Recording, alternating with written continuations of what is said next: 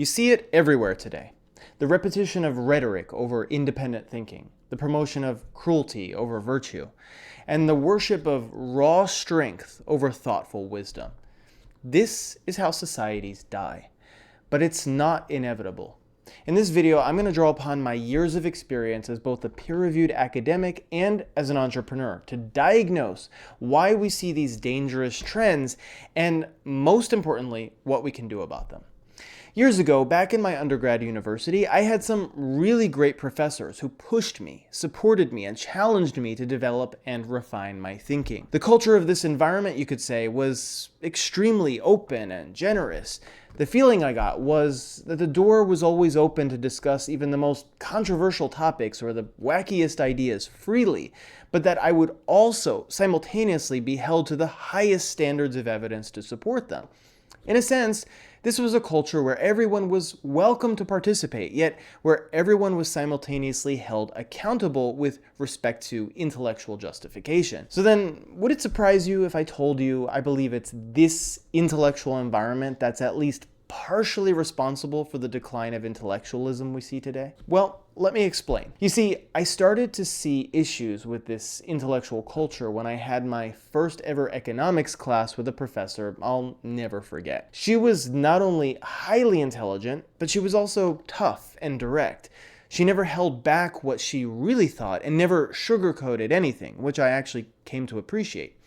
I recall sitting in her office one day to have a chat with her, and to my surprise, she started complaining about some of her colleagues, but in a pointed and meaningful way. You see, whereas all the professors in the economics department had published lots of work on economics and knew all the data and all the models and all the math, it was she and she alone who had actual real-world experience outside of her published academic work. Not only had she been a hospital administrator, but she had also run her own businesses, and so she complained about what she viewed as the disconnect between the world of theory her colleagues lived in and the world of real life outside the university walls. And it was at this point that I started to admire her.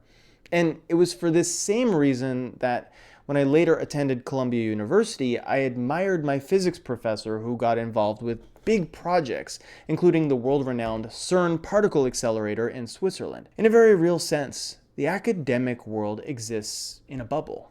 Of course, I worked hard to get into that bubble, but it was also a massive stroke of luck. I could have been born anywhere in the world.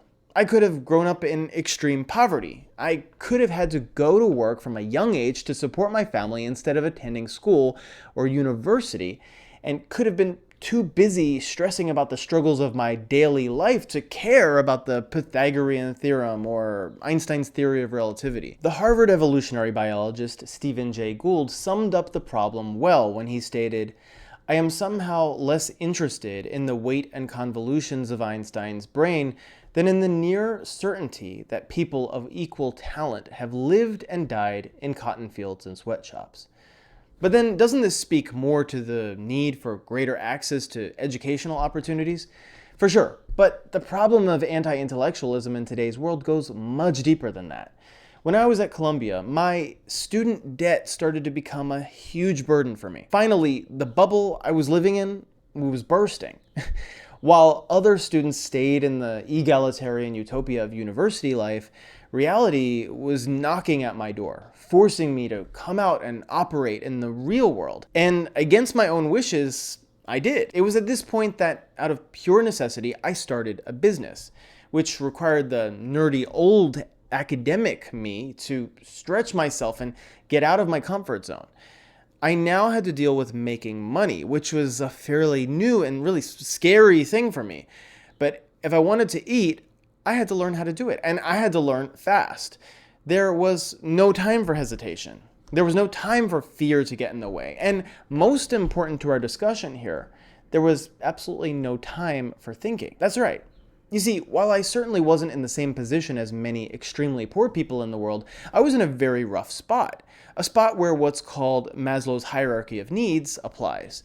Simply put, Maslow's hierarchy of needs states that unless certain basic needs are met, such as food, water, and shelter, it is nearly impossible for a person to focus on what Maslow called self-actualization, or, in other words, all those things we academics cherish. Knowledge for the sake of knowledge, learning for the sake of learning. In short, intellectualism. And so when my mentor at the time kept telling me that in order to succeed, I needed to let go of quote unquote my old self, or in other words, the academic and theoretical side of myself, I believed her with my whole heart. In fact, I believed her so much that I essentially left behind everything I had previously written and studied. For years, I stopped keeping up with the latest trends in my field. I stopped watching and listening to lectures or reading academic books and studies. Instead, I became what you might consider extremely hyper-practical. What's going to make me money? I asked myself. Let me study that. And so for the longest time, I read countless self-help and business books, networked with entrepreneurs and founders, talked about and thought about nothing but business, profits, money, income. And most of all, I started to parrot the NPC-like phrases from red-pilled social media bros, such as school is for losers, people who get C's hire people who get A's, and a college education won't get you rich, and so on.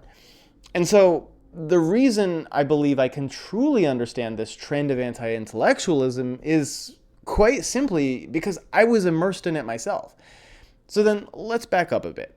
What's really at the root of this issue, and why is academia itself part of the problem? Well, just as I outlined before, if we look at so many universities, they are truly like little egalitarian utopias of free thought and open discourse.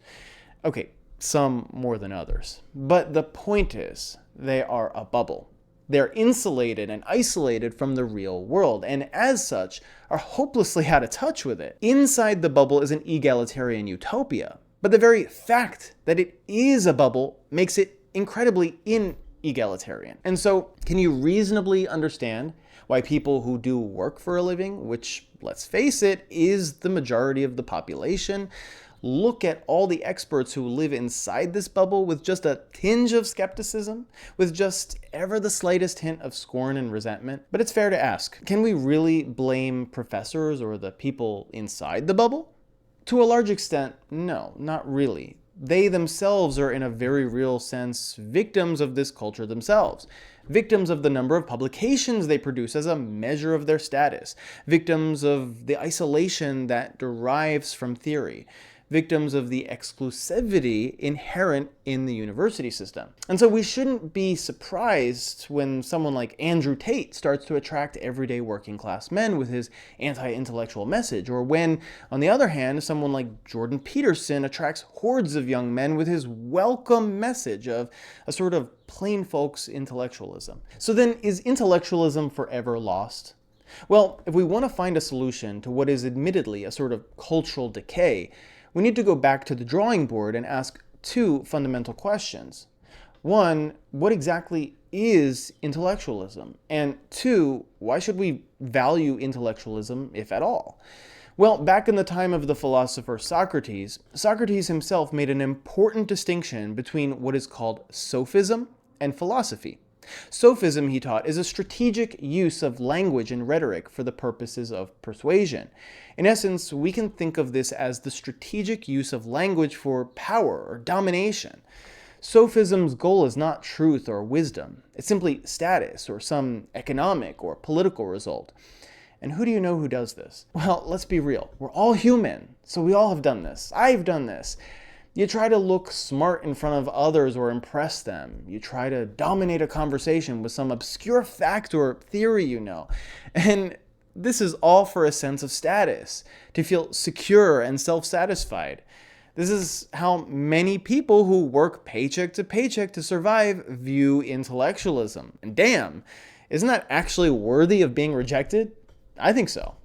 The solution, as Socrates pointed out, is philosophy, or philosophia, which quite literally means the love of wisdom. It's extremely difficult for us ego-driven human beings to do, but this love of wisdom is the pursuit of knowledge and truth, regardless of the status or recognition it brings. The goal of philosophy is, put simply, self-mastery. And guess what? Working class people, again, most people out there, want this. It's why the self-help industry is so huge, and it's why, once again, Jordan Peterson, a literal academic, became so incredibly popular. This message of bettering ourselves has a strong pull. In some sense, it has an even stronger pull than the pull of seeking status. Traditional intellectualism, even in that nurturing utopia of academia, doesn't often contain that focus of self-fulfillment and self-mastery, that focus on personal growth. Let's note once again what philosophia or philosophy actually means.